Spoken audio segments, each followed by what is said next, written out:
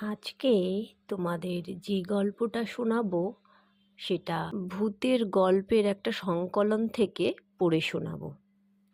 গল্পের নাম নিশির ডাক, লেখক স্বপন বুড়ো। চলো তাহলে শুরু করি। ঝন্টা যখন একেবারে কোলের ছেলে তখন তার মায়ের শক্ত অসুখ করে, সেই জন্যে সে আহ্লাদি পিসির কোলে মানুষ হয়। আহ্লাদি পিসি ঝন্টার বাবার দূর সম্পর্কের এক বোন। মাথায় একটু ছিট আছে বলে শ্বশুর ঘর করতে পারেনি। আবার কারণে অকারণে এলোমেলো আহ্লাদির মতো কথা বলে বলেই তার নাম হয়েছে আহ্লাদি। বাড়ির ছেলে মেয়েদের সে তাই আহ্লাদি পিসি। মায়ের অসুখ থেকে সেই যে ঝন্টাকে সে কোলে তুলে নিল, তারপরেই ছেলেটা এমন ন্যাওটা হয়ে গেল যে মায়ের অসুখ ভালো হলেও আহ্লাদি পিসি আর ওকে কোল থেকে নামাতে চায়নি। ঝন্টাও আহ্লাদি পিসি বলতে একেবারে অজ্ঞান। আহ্লাদি পিসি স্নান করিয়ে দেবে, পিসিকে না হলে ঝন্টার এক মুহূর্তও চলে না। ঝন্টার মাও সাত ঝামেলায় দিবারাত্র জড়িয়ে থাকেন, তাই আহ্লাদি পিসির কোলে ছেলেকে দিয়ে তারও সকল রকমের নিশ্চিন্তি। আহ্লাদি পিসি মাছ খেতে বড় ভালোবাসে, বিশেষ করে শোল মাছ। ঝন্টা যখন একটু বড় হলো সে পিসির জন্যে নানা রকমের মাছ ধরে নিয়ে আসে। পিসি একগাল হেসে বলে, ভাগ্যিস আমার ঝন্টা ছিল, তাই দুটো মাছ ভাত খেয়ে বাঁচি। বর্ষায় যখন দেশের নদী নালা ভরাট হয়ে আসে, নিজেদের পুকুরে জল পড়ে, ঝন্টা গভীর রাত্রে গিয়ে নানা ধরনের মাছ ধরে নিয়ে আসে। বিশেষ করে আহ্লাদি পিসির জন্যে শোল মাছ যদি পায় তবে তার মুখে হাসি ধরে না। এক কথায় ঝন্টা পিসির জন্য সব করতে পারে, আবার ঝন্টাই পিসির সব। আহ্লাদি পিসি মরলে যে ঝন্টাই তার গলায় পিণ্ডি দেবে সে কথাই সে সগর্বে সবাইকে বলে বেড়ায়। আহ্লাদি পিসি হঠাৎ 3 দিনের জ্বরে মারা গেল। দিব্যি শক্ত সামর্থ্য আহ্লাদি পিসি, দেহে রোগবালাই নেই। অমনভাবে যে হঠাৎ মারা যাবে তা বাড়ির কেউ ধারণাই করতে পারেনি। দুর্দান্ত দস্যি ছেলে ঝন্টা আহ্লাদি পিসির মৃত্যুর পর কে যেন তার মুখে বোবা কাঠি ছুঁইয়ে দিয়েছে। কারোর সঙ্গেই কথা কয় না, খায় না, উদাস চোখে একদিকে তাকিয়ে থাকে। ছেলে যেন দিন দিন শুকিয়ে যেতে লাগলো। রাত্রিরে ঘুমের ঘোরে ঝন্টা ধড়মড় করে উঠে বসে। মা শুধন, হ্যাঁ রে ঝন্টা, বিছানার ওপর উঠে বসলি কেন? এখন তো অনেক রাত, ঘুমিয়ে পড়। ঝন্টা ফ্যাল ফ্যাল করে এদিকে ওদিকে তাকিয়ে তারপর ফিস ফিস করে মাকে বলে, আহ্লাদি পিসিমা আমায় ডাকলো যে। শুনে মা শিউরে ওঠেন, ঝন্টার গায়ে মাথায় পিঠে হাত বুলিয়ে দেন, মুখে বলেন, রাম রাম। পাড়ার 5 জন বউ ঝি বলে, ঝন্টার মা, ওর দিকে বেশ কড়া নজর রেখো, পোড়ারমুখী আহ্লাদি মরেনি, তাই বুঝি এখনো আশেপাশে ঘুরঘুর করছে। ঝন্টাদের বাড়ির নিচে পুকুর পাড়ে একটা শেওড়া গাছ। গাঁয়ের লোকেরা হাট থেকে সওদা করে ফেরবার মুখে এই শেওড়া গাছের ডালে কাকে যেন বসে থাকতে দেখেছে। বৃন্দাবন গাঙ্গুলি একদিন নাকি একেবারে সামনাসামনি পড়ে গিয়েছিলেন। বললেন, ভাগ্যিস আমি বুদ্ধি করে পৈতেটা হাতে জড়িয়ে ধরে গায়ত্রী জপ করতে শুরু করলাম, নইলে ঝন্টাদের পুকুর পাড়ে আমার ঘাড় মটকে রাখত। এইভাবে সারা গাঁয়ে একটা চাপা ফিস ফিস আলোচনা। কেউ বিশ্বাস করে, কেউ হেসে উড়িয়ে দেয়। তখন আষাঢ় মাস, আশপাশের নদী নালা বর্ষার জলে ভরাট হয়ে গেছে। ঘোলা জল পাক খেতে খেতে ধানের জমি ভরিয়ে মাঠ ঘাট ডুবিয়ে উঁচু নিচু গাঁয়ের পথগুলিকে পিছল করে ঝন্টাদের বাড়ির পুকুরের খালে ঢুকছে। তখন বোধ করি দুপুর রাত। এমন একটা আবছা জ্যোৎস্না ফুটেছে যে আশেপাশে দূরে সব কিছু নজরে পড়ে, কিন্তু ভালো করে ঠাহর করা যায় না। মনে হয় যেন একটা পাতলা কুয়াশা জোছনার সঙ্গে মিশে গোটা গ্রামটিকে ঘিরে রেখেছে। মায়ের পাশে শুয়ে ঝন্টা অকাতরে ঘুমোচ্ছে। বাড়ির পেছন দিক দিয়ে একটা কালো বিড়াল বিকটভাবে ডেকে গেল। কোথায় একটা ভুতুম পাখি একটানা ডেকে ডেকে বিরক্তি জাগিয়ে তুলেছে, একটা থমথমে ঝিমঝিমে ভাব। এমনই সময় ঝন্টার হঠাৎ মনে হলো ঘরের বাইরে দাঁড়িয়ে আহ্লাদি পিসি ওকে ডাকছে। বলছে, ওরে ঝন্টা, শিগগির আয়, তোদের পুকুরে নতুন জল এসেছে, কত মাছ উঠছে, দেখবি আয়, তোর পোলোটা নিয়ে আসতে ভুলিসনি যেন। আচমকা ঝন্টার ঘুম ভেঙে গেল। সে বিছানার ওপর উঠে বসল। আশেপাশে তাকিয়ে দেখল সবাই অকাতরে ঘুমোচ্ছে। তার মায়ের ডান হাতটি ওর গায়ের উপর ছিল। আস্তে আস্তে হাতটা সরিয়ে রাখলো। কে যেন কানের কাছে বলল, দরজাটা ভেজিয়ে দে ঝন্টা, নইলে ওরা জেগে উঠবে। ঝন্টা বিনা প্রতিবাদে ঘরের দরজাটা ভেজিয়ে দিয়ে হনহন করে পুকুরের ধারে চলে গেল। নিশুতি রাত, কেউ কোথাও জেগে নেই।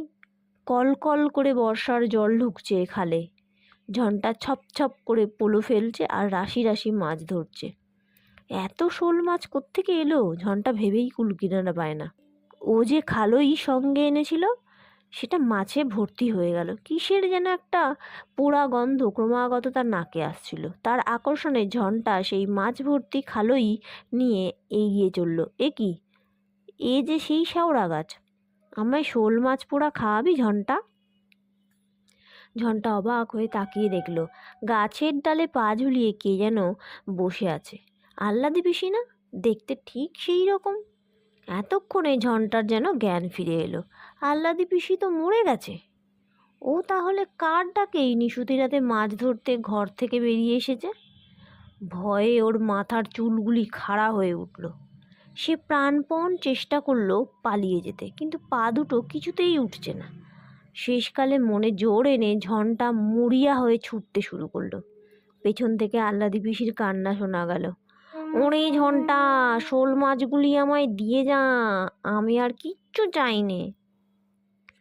আহ্লাদি পিসির কথা যত কানে আসে ঝন্টা তত ছুটে।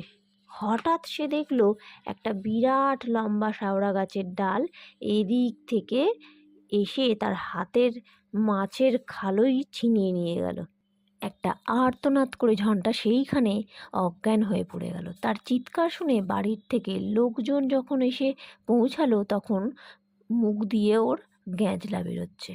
অবশেষে মায়ের বুক ভরা কান্নায় 3 দিন পর ঝন্টা তাকালো, কিন্তু কি হয়েছিল কোনো কথাই সে মনে করতে পারে না, শুধু বোকার মতো ড্যাব ডেবে চোখে চেয়ে থাকে। গায়ের সবাই বলল, দেখো ঝন্টার মা, এখন থেকে ঝন্টাকে একেবারে চোখে চোখে রাখতে হবে। পেতনিরা ওরকম নিশির ডাকে ভুলিয়ে জলার ধারে ঘাড় মটকে রাখে। শুনে ঝন্টার মার বুকের রক্ত শুকিয়ে যায়। সারা রাত ঘরের ছেলে শিয়রে জেগে থাকে। ঘন ঘন দীর্ঘ নিঃশ্বাস পড়তে থাকে। ভাবে, আমার শান্তির সংসারে এ কি হলো? কি কুক্ষণই পরের মেয়েকে ঘরে ঠাঁই দিয়েছিলাম। এদিকে হঠাৎ বাড়ির লোককে লক্ষ্য করলো, কেমন যেন পাগলা চোখ নিয়ে তাকিয়ে থাকে ঝন্টা। হঠাৎ সে বলে বসলো, আমি পোড়া শোল মাছ খাবো। অমনি সঙ্গে সঙ্গে কোত্থেকে একটা পোড়া শোল মাছ ঘরের মাঝখানে এসে পড়ল।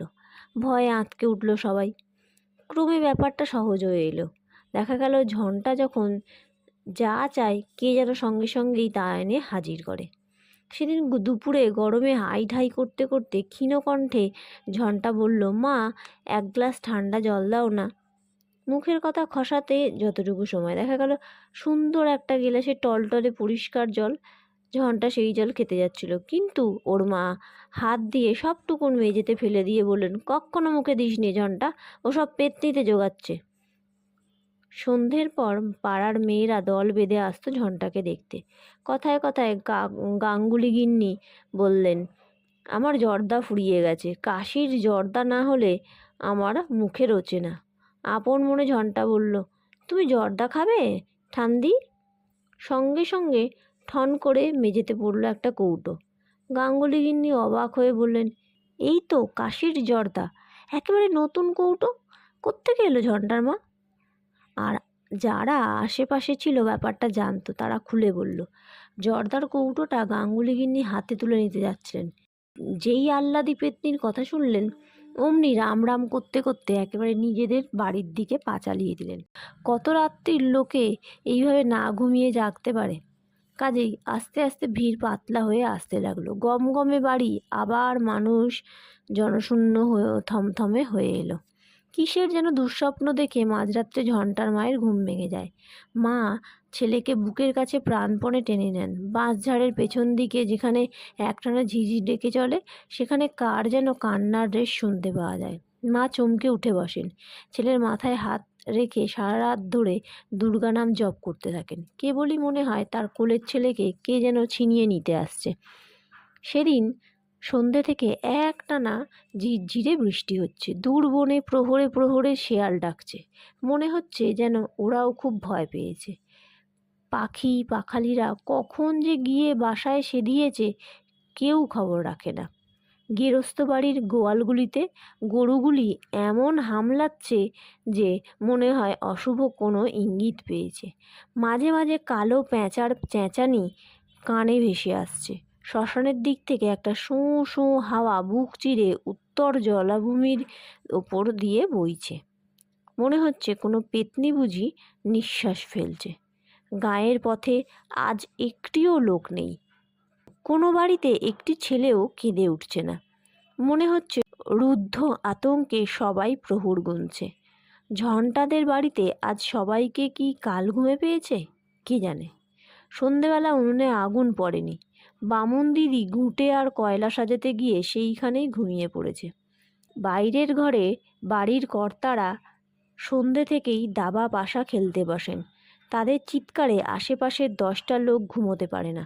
আজ আধার ঘনিয়ে আসবার সঙ্গে সঙ্গে দাবার ছক একপাশে সরিয়ে রেখে সবাই ফরাসের ওপর অঘরে ঘুমোচ্ছে। অবিশ্রান্ত বর্ষণ চলছে, তারই সঙ্গে তাল বজায় রেখে খান্ডোবার ব্যাঙেরা আসর জমিয়ে তুলেছে। আকাশে সমস্ত তারা মেঘে ঢাকা পড়েছে। মাথার ওপর কালপুরুষ। একটা সাংঘাতিক কিছু ঘটবে বলে বুঝি দম বন্ধ করে প্রহর গুনছে। ঝড়ের গর্জনে বিপদের ইঙ্গিত। মায়ের পাশে শুয়ে অকাতরে ঘুমোচ্ছে ঝন্টা। এমন ঘুম যে দেখে মনে হয় ওর দেহে বুঝি প্রাণ নেই। আকাশের বৃষ্টি, ঝোড়ো হাওয়া, ঝিঝির ডাক, ব্যাঙের শব্দ, পেঁচার চেঁচানি আর কালপুরুষের নীরব ইঙ্গিত ওকে যেন এমনভাবে ঘুম পাড়িয়েছে যে সে ঘুম আর ভাঙবে না। কিন্তু হঠাৎ বেড়ার পাশে কার যেন ফিসফিসানি কথা শোনা গেল। ঝন্টা, উঠে আয়, জলের ধারে আজ মাছ থই থই করছে। ঝন্টা এক মুহূর্তে সচকিত হয়ে ওঠে। আবার সেই ফিসফিসানি আহ্বান ভেসে এলো। উদাস দৃষ্টিতে ঝন্টা উঠে বসল। কার ডাক, কোথায় যেতে হবে কিছু জানে না। তবু সে উঠে দাঁড়ালো পাগলের মতো। আবার সেই বাঁশবনের কানাকানির মতো কার আহ্বান। আজ আর পোলো নিস নে ঝন্টা, খাপলা জালটা হাতে নিয়ে তাড়াতাড়ি আয়, আমার সঙ্গে বেরিয়ে আয়। এই প্রহেলিকাময় নিশির ডাকে সাড়া না দিয়ে উপায় নেই। ঝন্টা খাপলা জালটা কাঁধের ওপর তুলে নিয়ে দরজার হুড়কোটা খুলে উঠোনে বেরিয়ে এলো। সঙ্গে সঙ্গে কানে তালা লাগানো মেঘের গর্জন আর বাদুড়ের ডানার ঝটপটি। কিন্তু মেঘের ডাকেও কারও ঘুম ভাঙল না। ছায়ামূর্তির হাতছানিতে ঝন্টা জলের দিকে এগিয়ে যায়।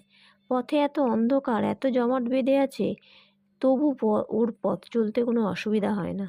ওই যে ওইখানে কত মাছ ঘাই মারছে, তুই দেখতে পাচ্ছিস নে ঝন্টা? এগিয়ে যা, ছুঁড়ে দে খাপলা জাল। অশরীরীর নির্দেশ শুনে ঝন্টা একেবারে জলার মধ্যে পা চালিয়ে দিল। তারপর কচুরিপানার মধ্যে তার দেহটা যে কোথায় তলিয়ে গেল সারা গাঁয়ের কেউ জানতে পারল না। শুধু ঝন্টাদের বাড়ির কালো বিড়ালটা ওর মায়ের কাছে কেঁদে কেঁদে ফিরতে লাগলো। মায়ের কাল ঘুম তবু ভাঙল না। পরের দিন জেলেরা যখন ঝন্টার মৃতদেহটা জালে টেনে তুলল, সারা গাঁয়ের মানুষজন একেবারে হুমড়ি খেয়ে পড়ল। গাঁয়ের একজন বড়শি মহিলা কপাল চাপড়ে বললেন, আহ্লাদি পোড়ারমুখী পেত্নী হয়েও ওকে ভুলতে পারেনি। তাই তো রাহু হয়ে ঝন্টাকে কোলে টেনে নিলে। বহু বছর কেটে গেছে, এখনও গাঁয়ের লোকেরা একটু বেশি রাত্রিরে জলার ধার দিয়ে যেতে ভয় পায়।